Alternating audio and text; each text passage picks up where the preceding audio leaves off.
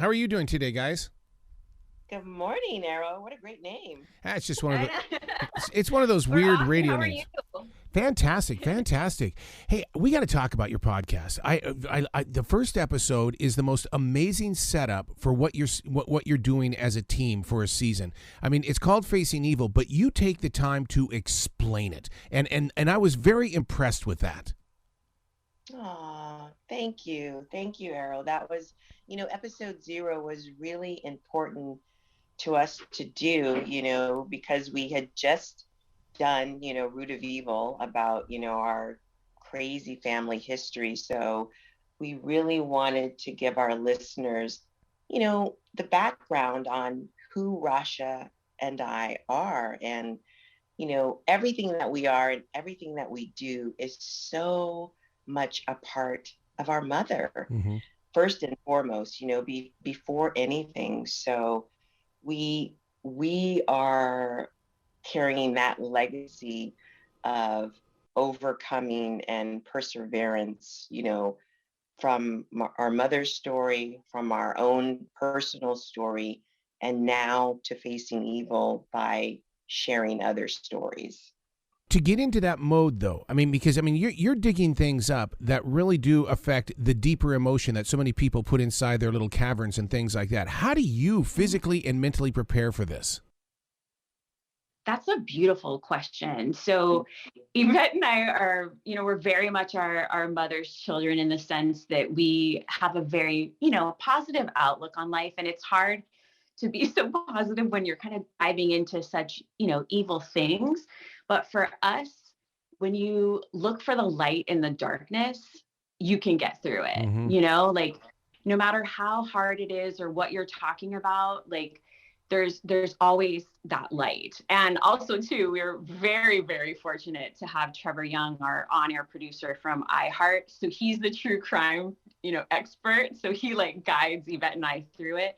And we're like, okay, this is too deep, Trevor. Can you take this over? So it's a good balance. Well, you Yeah. demonstrate that in the very first episode, and I about drove off the highway when I heard his voice, because usually the producer is the person you never hear from. You don't know who the secret guy is behind the curtain, but you're not afraid to talk about him. Yeah.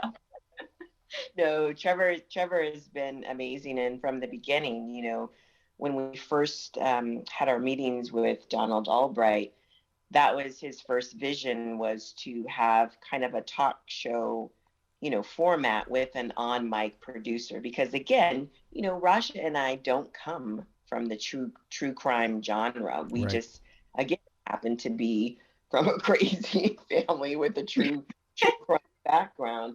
So Trevor's been amazing, and he is such an old soul and so deep and has so much wisdom, and he really helps guide us, through all of these cases. I feel like Rasha and I are like at the heart of the story. We're always trying to, look for that light and help people heal and overcome. And your question earlier, like how do we, you know, how do we go about getting to these cases, or prepare? Like for me mentally, like I have to like meditate and Yeah. do my Yeah. yoga Yeah. and stay calm and stay centered, because these are heavy stories, that impact us, impact society, and especially impact the families of the victims. So I have to do a lot of soul searching, and we don't look at information at night. No. Yep. Only daylight. Only in the daylight. Oh my God, I can so relate with that, because there's only a certain amount of time that I will allow the creative source to be present in my life, because creativity is one of those things that comes with a lot of darkness as well. And it's like, no, there's a time limit here. You don't come near me after this time. Exactly. Yes. Exactly. Well, you do show your emotion, and you're not afraid of it, because when you were talking about your mother and the transition of your mother, man, my God, I could feel it. I could feel what was going on inside that studio. Yeah, that happens a lot. I feel like our mother is she's walking along this path with us. You know, she's the reason why we're here. You know, my mom had me when she was 15, so my mom was my everything. She was my mother, she was my best friend, she was my confidant. So when we lost our mother at, you know, the very young age of 66 to breast cancer, it was the biggest trauma, you know, that we had experienced in our life. And going through that grief it's still a journey. Yeah. It's still an ongoing journey. So the love that we have for her is bigger than life itself. I love the way that you talk about, you know, that your mother is still part of the path and stuff like that, because inside this studio where I am right now, I have my mother's and my brother's ashes. I believe it's not that I lost them. I almost feel like that I found them, a different side of them, and they're and so when I hear you speak, I'm going, oh my God, we're on the same journey. Aww. Absolutely. That's so beautiful. Yeah, we split mom's ashes. So we each have an urn, and then we had these beautiful orbs made from Artful Ashes out of Seattle. And I was with Yvette a few weeks ago in San Francisco, and I forgot my orb. And I'm like, oh my God. I'm like, oh no. But I'm like, oh wait, I have an entire urn in my house. I'm okay. But our loved ones are always, always, always with us. With you. Yeah. One of the things that we all face as podcasters is that there's like a million of them coming at us all at once. How do you stay focused in that moment? I mean, I'm sure Trevor gets a lot of credit for that, but how do you stay focused knowing that, okay, this is going to be a great week. Next week may not be one of the best weeks, but we have to believe in the power of people discovering this years from now. Ooh, that's a beautiful, beautiful question. So, wow. And this is our first weekly podcast, and it's the first weekly for Tenderfoot and iHeart. So I think it's something, you know, like Root of Evil, our 8-episode limited series that came out in 2019 is still on the charts. That's going to be there forever, right? Forever.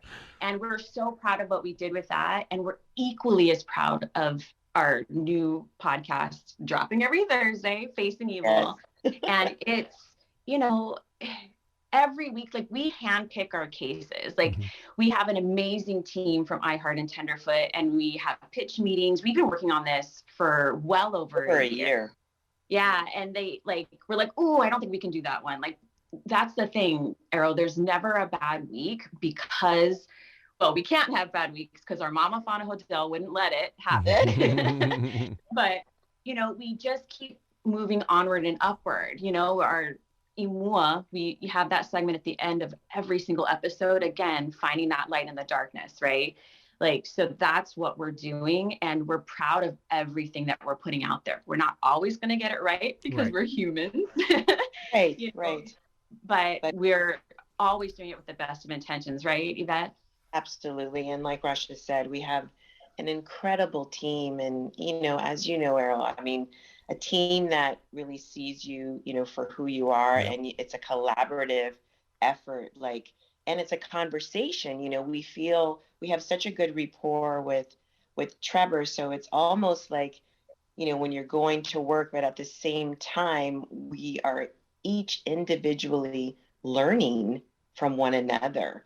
And I think that is the beauty, you know, of Facing Evil. Even though we're talking about, you know, these tragic stories, each of us are coming, you know, with our own lived and shared experience. So it's really a safe space. So in all honesty, in the last year that we've been doing it, you know, yes, there are times, you know, when energy is low and our producer Tracy's like, what is happening here? You know? That does, but overall, it's just such a great collaborative team effort that we have no complaints. On the podcast, you cover the fact that your mother really didn't know who her father was. That's interesting that you cover that, because I always sat down with my mother, and I'm sure it hurt her, and I'm so sorry that it did. But I used to say, Mom, I'm the guy you said was my father is not my father. There's no way. I'm too different from everybody else in the family. Did you guys feel the same thing? Wow, that's an incredible question. Yeah. Like, go ahead, Yvette. Yeah, well, for me, our grandmother Tamara always said that it was some Italian playboy, Yeah. that took advantage of her. And so our mother never really focused on ever finding, her father. She was always just completely and utterly searching for her mother, her birth mother, and it wasn't until, she met Tamara in Hawaii, and then Tamara told her the whole story and then told her about the incest. And then, of course, that, started to seep into my mom's head. Like, could her grandfather possibly be her father? For me, like, I like what you just said so resonated with me, because even, if that was a possibility, like in my mind, that never was a possibility, because my mother was so different and such a incredible human being and kind and loving. There was no evil in her whatsoever. So to even for a split of a second think that George Hodel could have been my mom's father was never on my radar at all. At all. And it was always on mine, though. Not because they thought, because mom, like, just like Yvette said, mom had no evil bone in her body. Like, she wouldn't even raise her voice when we were in trouble. Like, but I always thought, just because, I grew up with Tamar because I'm 11 years younger than Yvette, and Tamar's the only grandmother I've ever known. I was born and raised in Honolulu, Hawaii. So I'd always ask her questions, and, her story would change from time to time, but she'd never give me a direct answer. So I was always like, this is fishy, and I was always the reporter in the sense that I, asked so many questions. And I was absolutely shocked to learn, because we all did, DNA before my mom passed away. And part of what was left on the cutting room floor of Root of Evil is we had a forensic expert from 23andMe, and the forensic expert said, I think like 98.8%, there was no way that our mom's mother and father were genetically related. Which means George couldn't have been her father, but, there's all kinds of things like that kind of DNA couldn't be proved in court today, or, so we're still on that path to figure out who it was. But no matter who our mom's father was, we know that Miss Fauna Hodel broke the generational trauma cycle, because she was the most beautiful, loving, and kind human. She wasn't perfect, but she was so damn close. You speak of the peace, and you also share the story of that you meditate as well as do yoga. Now, my practicing meditation is nidra, which is exactly what's at the end of yoga. I wish more people would find focus on nidra, because that is a great travel. Yes. I've been doing yoga for 20 some years, and it's been a lifesaver for me. And especially, when I lost my mom, I remember coming back from Oregon, and the first place I went was to my studio in San Francisco. And, we were in Shavasana on the mat, and I was trying so hard to hold my tears in. And my teacher came over to me, and he knew something was going on. He could just see it in me. And he said, Yvette, he goes, I don't know what is going on with you right now, but whatever it is, I just want you to know that you can leave it and let it go all on the mat. Yep. It has just been my lifesaver. And for me, I'm not the best, at sitting still for long periods of time as far as my meditation. But what I do every morning is get up and sit in my little yoga sanctuary spot and, call in my intentions for the day and be very clear on that. And it is just, it's helped me so much in my life. Oh my God. And I can take, I'm sorry. You bring up such an important part that you bring up such an important part of the process, because you're right. Those intentions are so important. And I wish listeners would pick up on that. Set your intentions, but, talk to yourself, get to know yourself. Yes. That is everything. And be clear what those intentions are. Yeah, absolutely. So now, I'm a believer that we are particles of everything that has lived before us. Who was Trevor in your family life way before you guys arrived? Oh, you that's are a deep, great Carol. question. Well, we never had a brother, and Aw. I truly believe that Trevor was. I think he was our older brother in another lifetime. Don't you think, Yvette? I don't know. Trevor's so much wiser than that. He's almost like, Mm. I almost feel like when you just said that to me, so the first thing that came to mind was like a grandfather. Oh boy. Oh, yeah, he's a wise old soul. So he's so deep and so wise that it's an elder. Like I think of an elder. I would say grandfather. Oh, funny. And Arrow, just so you know, Trevor is, I think, 13 years younger than me. Oh my God. So He's just a baby then, huh? he's a baby, but he's wise old soul. So Yes. yeah. What is your favorite part about doing the podcast? Because I mean, you live in a world where you're now reaching people that you can't see, but yet I know for a fact by listening to your podcast that you feel that we're there. I would love to answer this one. So I truly believe that representation matters, right? And like podcasts weren't around when Yvette and I were growing up, but I was an avid radio listener, and I would listen and I'd watch TV, and I kept looking for someone who was like me, you know, a blonde hair, blue-eyed Hawaiian lesbian girl, you know? and there's not many of us out there, but I love, you know, sharing my story, hearing other people's stories, and overcoming evil and facing evil and finding that light in the darkness, and you know, telling people you're not alone, you know, in what you've gone through.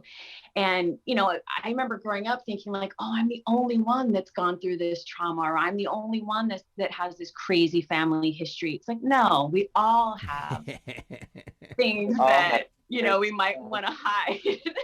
But, you know, I think when you share your story and you listen to other stories, you can just learn. And that's my favorite part. My favorite part is hopefully inspiring others just by being ourselves.